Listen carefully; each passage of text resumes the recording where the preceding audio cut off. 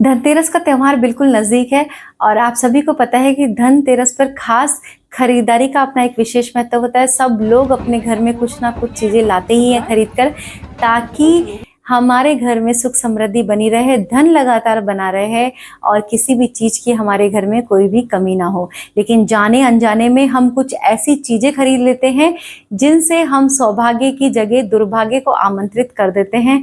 तो आइए इस वीडियो के माध्यम से जानते हैं कौन सी वो चीज़ें हैं जिनको खरीदने से हमें बचना चाहिए और धनतेरस के दिन बिल्कुल भूलकर भी अपने घर में वो चीज़ें नहीं लानी चाहिए, अवॉइड करना चाहिए। खास करके धनतेरस का दिन ही बहुत शुभ और सौभाग्यशाली दिन होता है।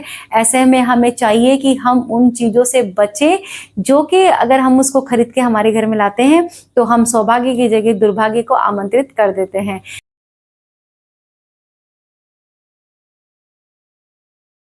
तो नमस्कार दोस्तों, मैं रिया रामेश्वर और आप सभी का स्वागत है मेरे इस चैनल में जिसका नाम है वैदिक एस्ट्रो बाय रिया।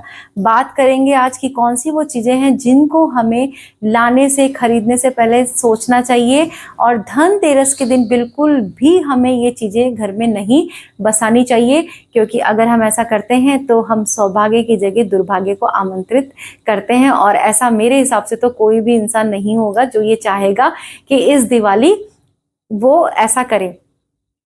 तो मैं बात कर रही हूँ चीज़ों के क्रम में। पहली चीज़, आपको प्लास्टिक की चीज़ें इस दिन नहीं खरीदनी है। प्लास्टिक खरीदने से बचना चाहिए क्योंकि वो भी आपके दुर्भाग्य को आमंत्रित करता है।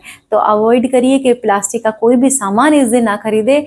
आप धनतेरस से पहले खरीद सकते हैं, धनतेरस के बाद में खरीद लीजिए, लेकिन बिल्कुल ध्यान रखिए कि धनतेरस को बिल्कुल भी नहीं खरीदना है।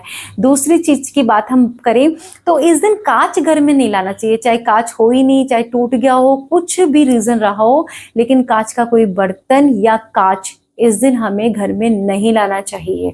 आप इससे पहले ला सकती हैं, बाद में ला सकती हैं, लेकिन अवॉइड करिए। धनतेरस के दिन विशेषकर कांच को आप अवॉइड करिए। ये भी आपका दुर्भाग्य का कारण बनता है, गरीबी और दरिद्रता का कारण बनता है। अब हम बात करेंगे बर्तनों की। बर्तनों की एक विशेष खरीदारी इस दिन की जाती है, लेकिन मान्यता है कि इस दिन सिर्फ पीतल और तांबे से बने हुए बर्तन ही आप खरीदें या फिर सोने और चांदी के बर्तन आप खरीद सकते हैं। लेकिन आप अवॉइड करिए कि आप बचिए उससे। स्टील के और लोहे के बर्तन आप बिल्कुल भी ना खरीदें। अगर आप ऐसा करते हैं तो आपसे कुबेर देवता रुष्ट हो जाते हैं और कोई भी जानबूझकर तो ऐसा करेगा भी नहीं। उसको पता हो कि ऐसा होने वाला है तो भी वो नहीं करेगा। तो मान्यता है कि इस दिन स्टील और लोहे के बर्तनों से हमें बचना चाहिए। अब आगे हम बात करते हैं कि इस दिन अगर आप कपड़ों की शॉपिंग कर रहे हैं, क्योंकि हर कोई दिवाली का पर्व है, कपड़े हम खरीद कर लाते हैं। कई लोगों ने तो शॉपिंग पहले से ही कर ली, लेकिन कई लोग ऐसे होते हैं जो धनतेरस को कपड़ा खरीदना शुभ मानते हैं। और वैसे कहा भी जाता है कि इस दिन कपड़े हम खरीद सकते हैं, अच्छा रहता है खरीदना। तो इस क्रम में हमें ध्यान रखना है कि कोई भी ब्लैक कलर का कपड़ा हमें हमारे घर में नहीं लेकर आना है, चाहे वो आपका कितना भी फेवरेट क्यों ना हो, क्योंकि ब्लैक कलर अधिकतर लोगों का फेवरेट होता ही होता है।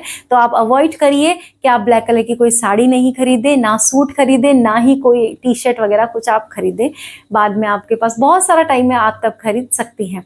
कि इस दिन धार कोई भी चीज़ हम हमारे घर में नहीं लाएं, जैसे कि सुई हो गई या चाकू हो गया, कैंची हो गई। इसका ज़रूर से ज़रूर ध्यान रखना चाहिए कि ऐसी कोई भी चीज़ हमें घर में नहीं लेकर आनी है। और हाँ, मुझे एक बात और याद आ गई, अगर आप भी अपने घर में किचन में कैंची रखती हैं तो इसको अभी मेरा वीडियो अगर आप देख रही हैं तो तुरंत ही कैंची को बाहर निकाल दीजिए, क्योंकि ये कलेश का कारक बनती है।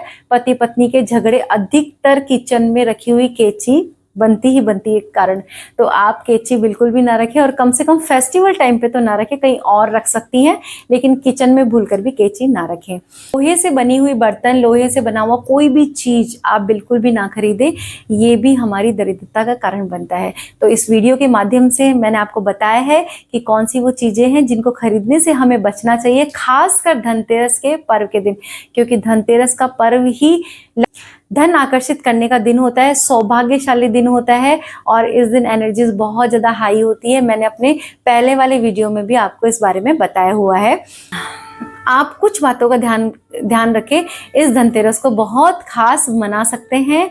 अगर आपको ये जानकारी अच्छी लगी तो वीडियो को लाइक करें। से मैंने आपको बताया है कि कौन सी चीज़ों का हमें ध्यान रखना चाहिए और आप भी इन चीज़ों का ध्यान रखकर इस दिवाली को खास बना सकते हैं, धनतेरस का लाभ उठा सकते हैं। अगर आपको ये जानकारी अच्छी लगी तो वीडियो को लाइक कीजिए, सब्सक्राइब करना ना भूलें और वीडियो को ज़्यादा से ज़्यादा शेयर करिए ताकि और भी लोगों को इसका लाभ मिल सके। मिलते हैं नेक्स्ट वीडियो में नेक्स्ट जानकारी के साथ में, तब तक के लिए राधे राधे।